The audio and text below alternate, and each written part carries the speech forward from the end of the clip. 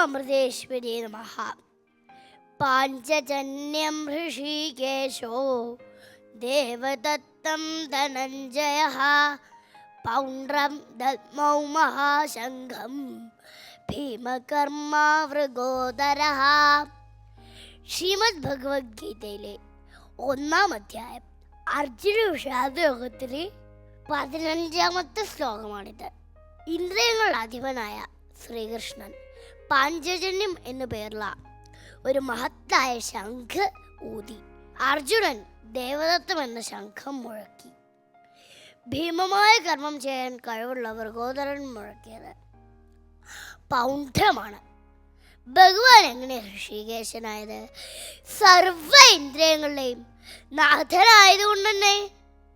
ഭഗവാന്റെ അംശങ്ങളാണ് സമസ്ത ജീവജാലങ്ങളും. ഒരു യഥാർത്ഥ ഭക്തന്റെ ഇന്ദ്രിയങ്ങളുടെ കടിഞ്ഞാൺ എപ്പോഴും ഭഗവാന്റെ കയ്യിലായിരിക്കും.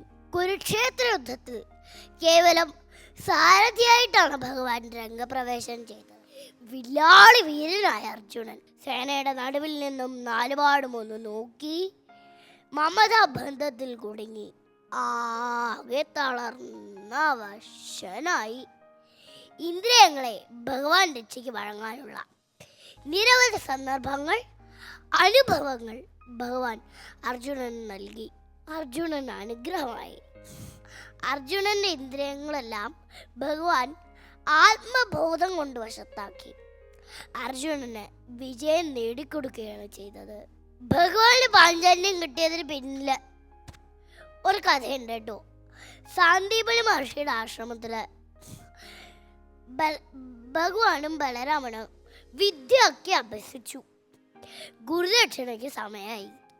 ഗുരുഭഗ്നിയുടെ ആഗ്രഹം അനുസരിച്ച് മരിച്ചുപോയ ഗുരുസുതനെ പ്രഭാസതീർത്ഥത്തിൽ കുളിക്കാൻ ഇറങ്ങിയതാ. പിന്നെ കണ്ടിട്ടേയില്ല.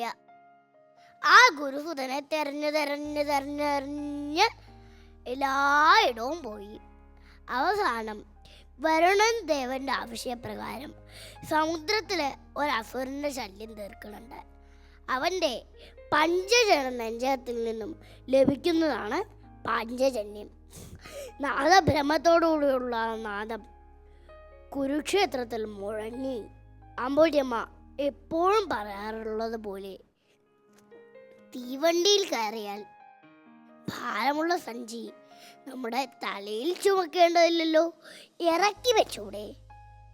അതുപോലെ നമ്മുടെ ഓരോ ഭാരങ്ങളും പരമാത്മാവിൽ അർപ്പിച്ച് മമത ധരിച്ച് നമുക്കും നമ്മുടെ കർമ്മങ്ങൾ അനുഷ്ഠിക്കാം.